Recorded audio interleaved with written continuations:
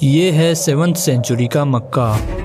اے محمد کے ماننے والوں، اپنے نبی سے کہہ دو کہ یہاں نماز پڑھنا بند کریں۔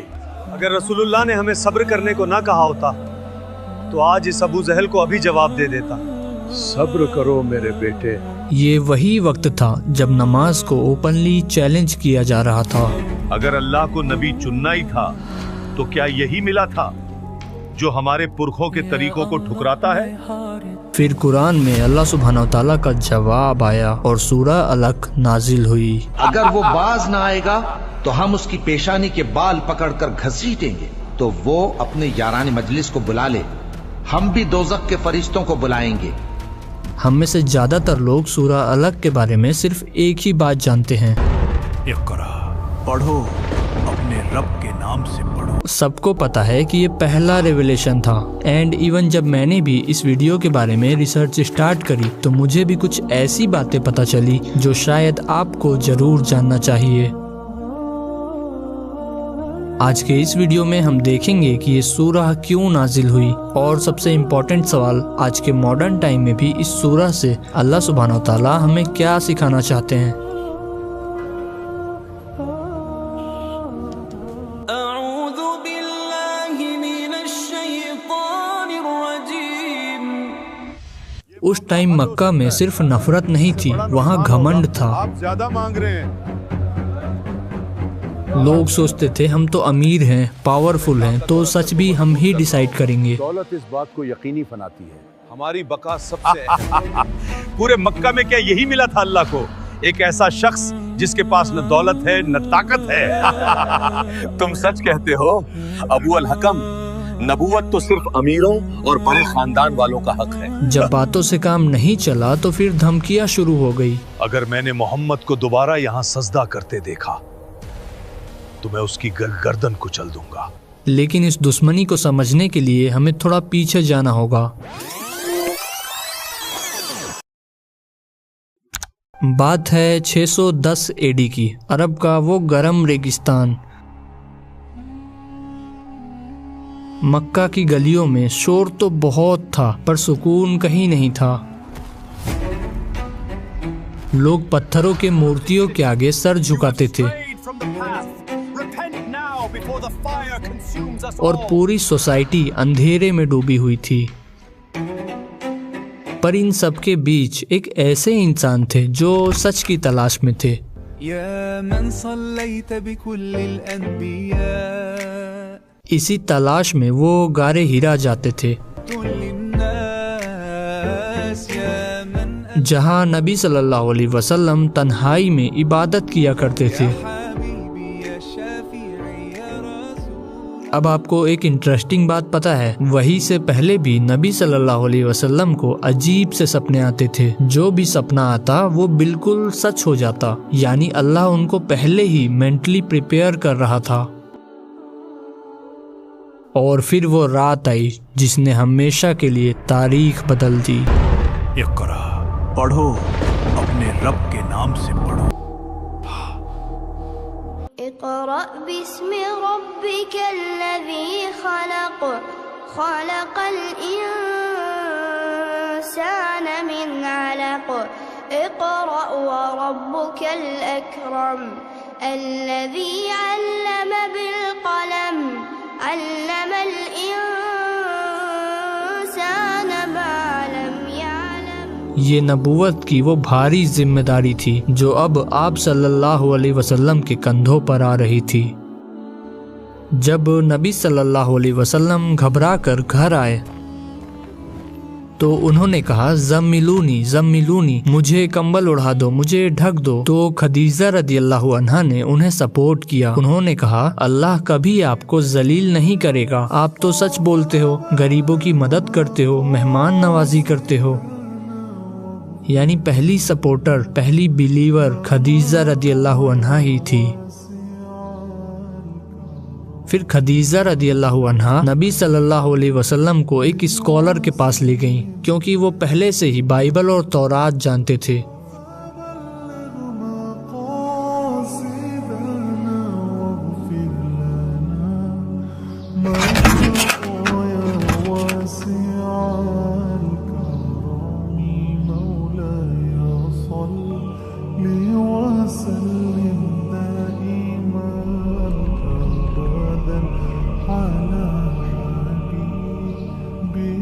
جب انہوں نے پوری بات سنی تو انہوں نے ترنت بول دیا، یہ وہی فرشتہ جبریل ہے جسے اللہ نے موسیٰ علیہ السلام کے پاس بھیجا تھا۔ پھر وراقہ نے ایک اور بات کہی، کاش میں تب تک زندہ رہتا جب تمہاری قوم تمہیں یہاں سے نکال دے گی۔ نبی صلی اللہ علیہ وسلم نے حیرت سے کہا، کیا یہ لوگ مجھے نکال دیں گے؟ جو پیغامت آپ لائے ہیں وہ جب بھی کوئی لایا ہے لوگ اس کے دشمن بن گئے ہیں۔ یعنی ان کو پہلے ہی پتا تھا کہ یہ راستہ آسان نہیں ہوگا۔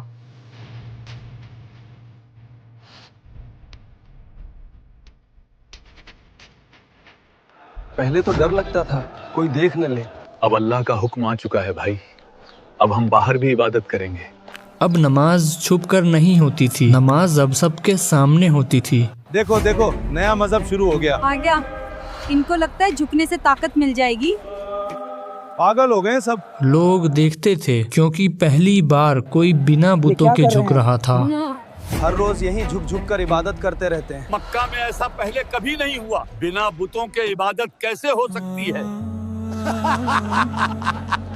دیکھو دیکھو، نیا مذہب شروع ہو گیا۔ آ گیا، یہی ہے اس کا خدا، مٹی میں منہ ڈال کر بیٹھا ہے، دیکھو شاید عقل آ جائے۔ اپنا مذہب چھوڑ دے ورنہ تجھے یہاں چین سے جینے نہیں دیں گے۔ یا اللہ، قریش ہم غریبوں کو بہت ستاتے ہیں، ہمیں سہنے کی طاقت دے، ہماری مدد کر، ہمیں اکیلا مت چھوڑ۔ اور اسی ماحول میں مکہ کا سب سے گھمنڈی انسان اس سجدے کو برداشت نہیں کر پایا۔ دیکھو اسے، کیا ایک شریف خاندان کا آدمی اپنا چہرہ مٹی میں رگڑتا ہے؟ اس نے پورے قبیلے کی ناک کٹوا دی ہے اس طرح جھک کر۔ اے بنو ہاشم کے لوگوں، اگر اللہ کو واقعی کوئی رسول چننا تھا تو کسی بڑے سردار کو کیوں نہیں ابو چنا؟ جہل صرف اسی لیے نہیں بھڑکا تھا کیونکہ نبی صلی اللہ علیہ وسلم نماز پڑھ رہے تھے، وہ اسی لیے بھڑکا تھا کیونکہ اس کے پاس پیسہ تھا، پاور تھی، لوگ اس سے ڈرتے تھے، اسے لگتا تھا کہ میں ہی مکہ ہوں۔ اب ابو جہل کا گھمنڈ یہاں تک بڑھ چکا تھا کہ وہ اوپنلی دھمکی دینے لگا تھا، اے محمد کے ماننے والوں، اپنے نبی سے کہہ دو یہاں نماز پڑھنا بند کرے۔ مجھے اس مجلس کی طاقت کی قسم ہے، اگر میں نے محمد کو دوبارہ یہاں سجدہ کرتے دیکھا۔ لوگ سب سنتے تھے پر کوئی روکتا نہیں تھا کیونکہ ابو جہل پاورفل تھا، اسے لگتا تھا کہ پورا مکہ میرے ساتھ ہے۔ اگر رسول اللہ نے ہمیں صبر کرنے کو نہ کہا ہوتا تو آج اس ابو جہل کو ابھی جواب دے دیتا۔ صبر کرو میرے بیٹے۔ پورے مکہ میں کیا یہی ملا تھا اللہ کو؟ ایک ایسا شخص جس کے پاس نہ دولت ہے نہ طاقت ہے۔ ایک دن نبی صلی اللہ علیہ وسلم کعبہ کے پاس نماز پڑھ رہے تھے، سر سجدے میں تھا، دنیا سے بالکل بے خبر۔ تبھی ابو جہل وہاں آ گیا، غصے میں، اکڑ میں اور گھمنڈ میں۔ وہ آگے بڑھا تاکہ اپنی دھمکی کو پورا کرے۔ اگر میں نے محمد کو دوبارہ یہاں سجدہ کرتے دیکھا تو میں اس کی گردن کچل دوں گا۔ لیکن جیسے ہی وہ پاس پہنچا، اچانک اس کے قدم رک گئے، اس کا چہرہ بدل گیا، وہ پیچھے ہٹنے لگا، ہاتھ سے اپنا چہرہ ڈھکنے لگا جیسے کوئی چیز اسے ڈرا رہی ہو۔ لوگ حیران ہو گئے۔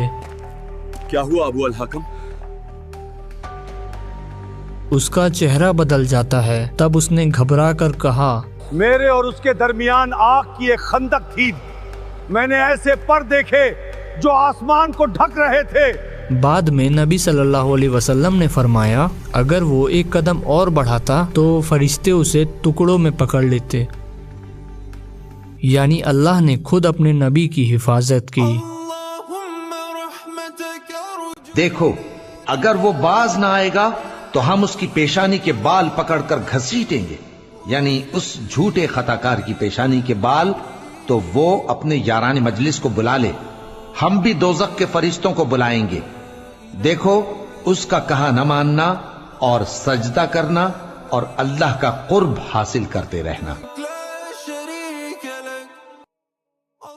ابو جہل سمجھتا تھا کہ پاور پیسوں سے آتی ہے، قبیلوں سے آتی ہے، لوگوں سے آتی ہے، لیکن اس دن اسے پتا چل گیا کہ اصلی طاقت صرف اللہ کے پاس ہے۔ जिस अबू जहल को मक्का में सजदा बर्दाश्त नहीं होता था, वही अबू जहल बैटल ऑफ बद्र में मारा गया। वो इंसान जो नबी सल्लल्लाहु अलैहि वसल्लम को कुचलना चाहता था, वो मिट्टी में पड़ा था एंड इवन उसकी बॉडी को भी कोई उठाने वाला नहीं था। लेकिन सूरह अलग सिर्फ अबू जहल की कहानी नहीं है। सूरह अलग को अल्लाह सुब्हानहू तआला ने जानबूझकर 2 हिस्सों में रखा है। तो चलिए अब इस सूरह को आसान तरीके से समझते हैं। इक़रा बिस्मि रब्बिकल्लज़ी खलक़। अब अगर आप इन पहली 5 आयतों को देखेंगे तो ये इंसानियत के लिए अल्लाह का सबसे पहला और सबसे बड़ा मैसेज है। अल्लाह सुब्हानहू तआला शुरुआत करते हैं एक हुक्म से। अल्लाह सुब्हानहू तआला फरमाते हैं इकरा यानी पढ़ो, लेकिन सिर्फ पढ़ना काफी नहीं है, यानी अपने उस रब के नाम से पढ़ो जिसने तुम्हें पैदा किया। इसका मतलब ये है कि हमारी हर पढ़ाई, हर रिसर्च और हर इल्म का मकसद सिर्फ अल्लाह को पहचानना होना चाहिए। अगर वही इल्म अल्लाह से दूर कर दे तो वो इल्म नहीं है, वो धोखा है। फिर अल्लाह सुब्हानहू तआला हमें हमारी हकीकत याद दिलाते हैं। अल्लाह सुब्हानहू तआला फरमाते हैं कि उसने इंसान को अलग से बनाया। अलग का मतलब है एक जमाया हुआ खून या एक ऐसी चीज जो माँ के वॉम्ब से चिपक जाती है। अब यहाँ पर अल्लाह सुब्हानहू तआला हमें हमारा बचपन और हमारी कमजोरी याद दिला रहे हैं। अल्लाह फरमाते हैं कि सोचो, तुम इतने मामूली थे कि तुम्हें जिंदा रहने के लिए भी एक सहारे की जरूरत थी। ये इसीलिए बताया गया ताकि इंसान के अंदर कभी घमंड ना आए। फिर अल्लाह सुब्हानहू तआला अपनी क्वालिटीज का जिक्र करते हैं। पढ़ो और तुम्हारा रब सबसे ज्यादा करीम है, यानी जनरस है, यानी अल्लाह इतना मेहरबान है कि उसने तुम्हें सिर्फ पैदा नहीं किया बल्कि तुम्हें जहालत के अंधेरे से निकलने का रास्ता भी दिखाया। अल्लाह की सबसे बड़ी काइंडनेस तो ये है कि उसने इंसान को सीखने की ताकत दी। फिर अल्लाह सुब्हानहू तआला उस हथियार का जिक्र करते हैं जिसने दुनिया बदल दी, जिसने कलम यानी पेन के जरिए सिखाया। स्कॉलर्स बताते हैं कि यहाँ कलम का जिक्र इसीलिए है क्योंकि ये इल्म को महफूज करने का एक जरिया है। अल्लाह सुब्हानहू तआला हमें समझा रहे हैं कि जो तुम सीखते हो उसे लिखो और रिकॉर्ड करो। फिर आखिरी में अल्लाह सुब्हानहू तआला इल्म की असल वजह बताते हैं। इंसान को वो सिखाया जो वो नहीं जानता था, यानी जब हम पैदा हुए थे तो हम खाली दिमाग के साथ आए थे। आज हमारे पास जो भी टेक्नोलॉजी है, जो भी अकल है, वो सब अल्लाह का दिया हुआ है। इंसान को ये लगता है कि उसने खुद डिस्कवरी की है, मगर हकीकत में वो रास्ता अल्लाह ने ही दिखाया होता है। पहली 5 आयतों में अल्लाह ने इल्म यानी नॉलेज की बात की थी, लेकिन अब अल्लाह सुब्हानहू तआला उस बीमारी का जिक्र करते हैं जो अक्सर ताकत और पैसे के साथ आती है, यानी तकब्बुर। फिर अल्लाह सुब्हानहू तआला इंसान की एक बहुत बड़ी गलती की तरफ इशारा करते हैं। अल्लाह फरमाते हैं कि इंसान अक्सर बगावत पर उतर आता है जब वो अपने आप को मुस्तगनी देख लेता है, यानी जब उसके पास थोड़ा पैसा या पावर आ जाती है तो उसे धोखा हो जाता है कि अब वो सेल्फ सफिशिएंट है और उसे किसी चीज की जरूरत नहीं। फिर अल्लाह सुब्हानहू तआला फौरन एक रियलिटी चेक देते हैं। बेशक लौट कर तो तुम्हें अपने रब के पास ही आना है, यानी तुम चाहे जितने भी नखरे दिखा लो या खुद को जितना भी बड़ा समझ लो, तुम्हारी डोर अल्लाह के हाथ में है और एक दिन तुम्हें वापस जाकर हिसाब देना है। फिर अल्लाह सुब्हानहू तआला हमें एक हिस्टोरिकल एग्जाम्पल देते हैं। अल्लाह फरमाते हैं कि देखो उस इंसान को, यानी अबू जहल को, जो अल्लाह के एक बंदे को यानी नबी सल्लल्लाहु अलैहि वसल्लम को नमाज पढ़ने से रोकता है। तफसीर में आता है कि अबू जहल ने कसम खाई थी कि वो नबी सल्लल्लाहु अलैहि वसल्लम को सजदा नहीं करने देगा। अल्लाह ने दिखा दिया कि जब घमंड हद से बढ़ जाए तो इंसान इतना गिर जाता है कि वो खुदा के इबादत के रास्ते में भी खड़ा हो जाता है। फिर अल्लाह सुब्हानहू तआला उस जालिम इंसान से 2 सवाल करते हैं। अल्लाह फरमाते हैं, जरा सोचो, अगर नबी सल्लल्लाहु अलैहि वसल्लम हिदायत पर हैं और लोगों को अल्लाह से डरने की बात सिखा रहे हैं तो तुम किस हक से उनको रोक रहे हो? और फिर सबसे बड़ी वार्निंग आती है, क्या उसे नहीं पता कि अल्लाह देख रहा है? फिर अल्लाह उस इंसान को उसकी असली जगह बताते हैं। अल्लाह फरमाते हैं कि अगर ये इंसान बाज नहीं आया तो हम इसे इसकी पेशानी से पकड़कर घसीटेंगे। स्कॉलर्स बताते हैं कि अल्लाह ने पेशानी का जिक्र इसीलिए किया क्योंकि दिमाग का यही हिस्सा वही इंसान के झूठे और गलत फैसलों का जिम्मेदार होता है। फिर अल्लाह सुब्हानहू तआला उसकी झूठी ताकत को चैलेंज करते हैं। अबू जहल कहता था कि मेरी मजलिस में बहुत ताकतवर लोग हैं, तो अल्लाह सुब्हानहू तआला फरमाते हैं, ठीक है, تو وہ بلا لے اپنی پوری مجلس کو، ہم جہنم کے فرشتوں کو بلا لیں گے، یعنی دنیا کی ساری پاورز اللہ کے فرشتوں کے سامنے ان کے برابر بھی نہیں ہے۔ پھر آخری میں اللہ سبحانہ وتعالیٰ اس ساری بیماری کا علاج بتاتے ہیں۔ اللہ سبحانہ وتعالیٰ اپنے نبی سے اور ہر مومن سے کہتے ہیں ہرگز نہیں اس ظالم کی بات مت ماننا، اور پھر وہ راستہ دکھایا جو انسان کو گھمنڈ سے نکل کر سکون دیتا ہے، سجدہ کرو اور میرے قریب ہو جاؤ۔ اب ذرا آج کے ٹائم کو دیکھو، کیا آپ نے نوٹس کیا ہے کہ آج بھی جب کوئی اوپنلی ریلیجیس ہوتا ہے نا تو سب سے پہلے اس کا مذاق بنایا جاتا ہے۔ اگر کوئی حجاب پہنے تو اسے بیکورڈ سمجھ لیا جاتا ہے، لیکن آپ کو پتا ہے پرابلم آج بھی نماز کی نہیں ہے، پرابلم آج بھی وہی ہے جو 1400 سال پہلے ابو جہل کو تھا، جھکنے کا۔ لوگوں کو آپ کے سجدے سے پرابلم نہیں ہے، انہیں پرابلم اس بات سے ہے کہ آپ ان کے بنائے ہوئے اسٹینڈرڈز کے آگے نہیں جھک رہے۔ اور سب سے دکھ کی بات تو یہ ہے کہ جب ہم خود شرمندہ ہونے لگے اپنی عبادت سے، لیکن یہاں سورہ الگ کی وہ آیت یاد کرو، کیا اسے نہیں پتا کہ اللہ دیکھ رہا ہے؟ ان لوگوں کے پریشر میں آ کر اپنی عبادت کو مت چھوڑو، بلکہ اللہ نے کیا کہا؟ سجدہ کرو اور میرے قریب ہو جاؤ۔ یعنی علم سے شروع ہونے والا دین سجدہ پر آ کر ختم ہوتا ہے۔ آئی ہوپ آپ لوگوں نے اس ویڈیو سے کچھ سیکھا ہوگا۔ اس ویڈیو کو بنانے کا پرپس یہ ہے کہ آپ اور میں قرآن کو آسان طریقے سے سمجھ سکیں، اور ہاں کمنٹ میں بتائیں کہ آپ کو ویڈیو کیسی لگی اور نیکسٹ ویڈیو کس سورہ پر ہونا چاہیے۔